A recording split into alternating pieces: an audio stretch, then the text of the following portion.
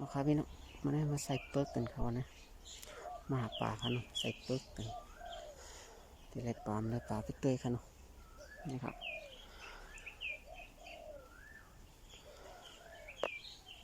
ต้องใส่เปิร์กกัน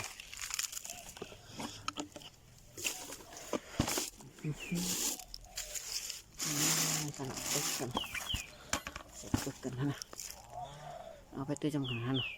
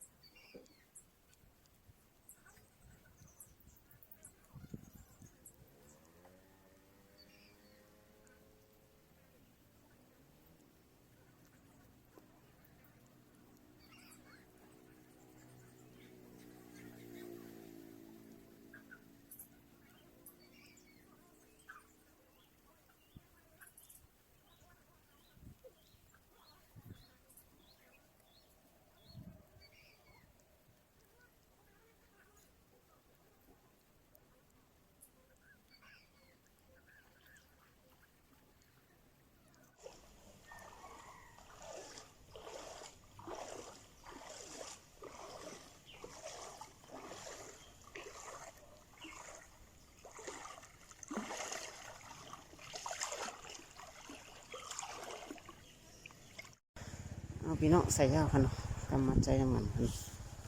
ใส่ไว้ยาวเขานั่นครับเป็นสายนะคะเนาะเป็นสายนั่นแนงค่ะนั่นเนาะ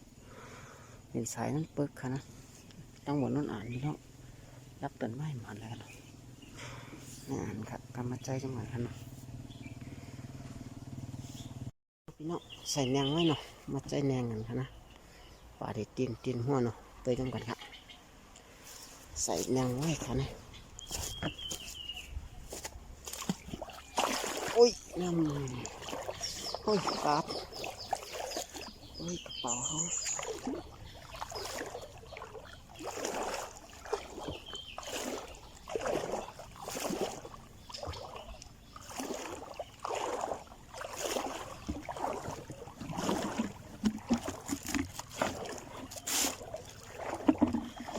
ปาดติดก่อนเล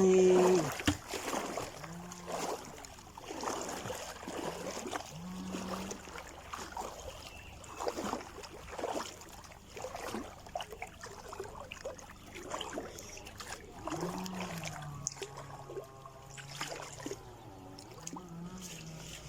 โอ้ดีอยู่ค่ะพี่น้องโอ้ไต่หมดแล้วพี่น้องอันนี้ปลาสลีเนาะปลากะหรี่อันนี้ตัวใหญ่เอ็นนะครับปลาขาวนี่ครับปลาขาวก็ปลาอย่าง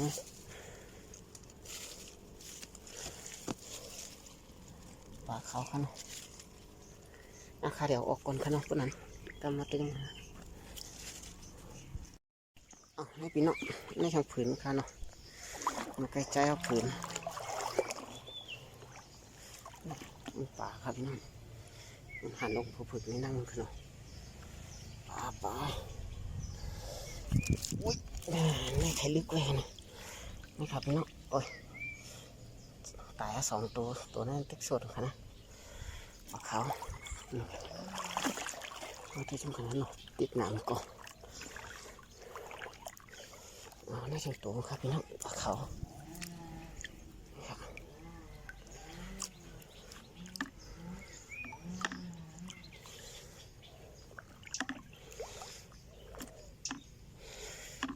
โอ้ยน้ำลึกโอ้ตั้งได้เมียอาบน้ำข้าวออกแนงก่อนค่ะเนาะกำตัวสำคัญค่ะเนาะ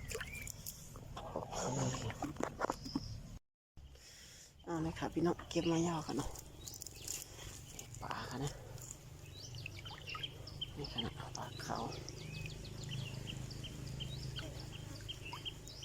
ลินมีสองตัวนะตัวมันใหญ่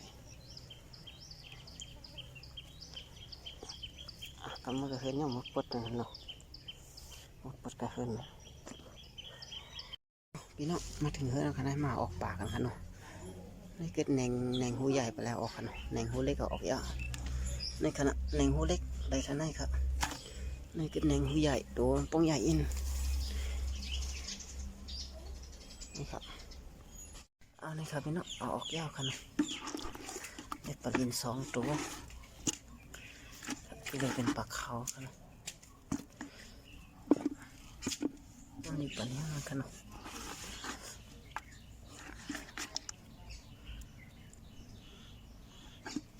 บอกเกี่ยวก็อย่าลืมกดถูกใจกดติดตามมันค่ะนะมาโคปลากันไรมันใส่ค่ะเนาะน้ำมันหมูมาใส่นะมีปกน้ำมันทอดหมูย่อค่ะเนาะปลาใส่ค่ะเนาะปลามาใส่เลยน้ำมันฮ้อนแล้ว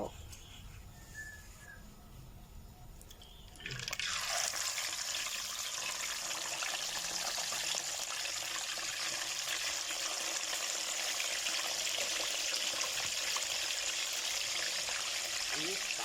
ปลาหมกปลาสลิด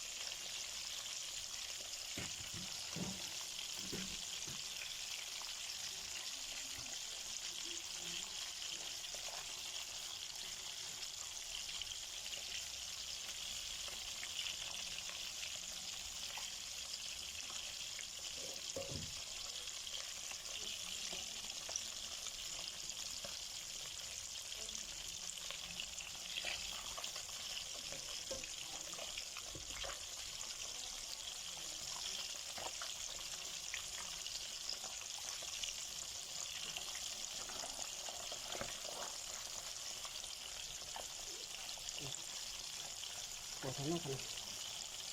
จำทางโมผมมดสามตั้งหนำนี่ค่ะนี่ค่ะ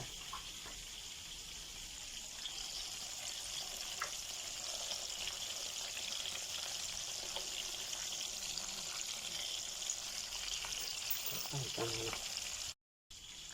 แล้วก็ไหวในแทงโมค่ะเนาะได้สองโมเดียวกลมสุกค่ะโมเดียวกลมสุกค่ะเนาะพี่น้องเดี๋ยวสิบอกค่ะนะเดี๋ยวนี้ค่ะนะใส่ใบมะกรูดพี่น้องนะหอมใบมะกรูดนะ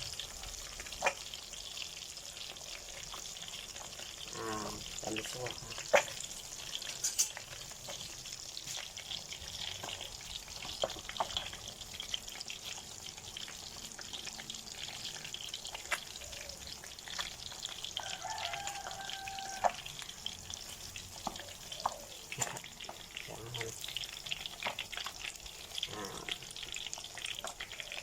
เพราะว่าเดี๋ยวสิบอก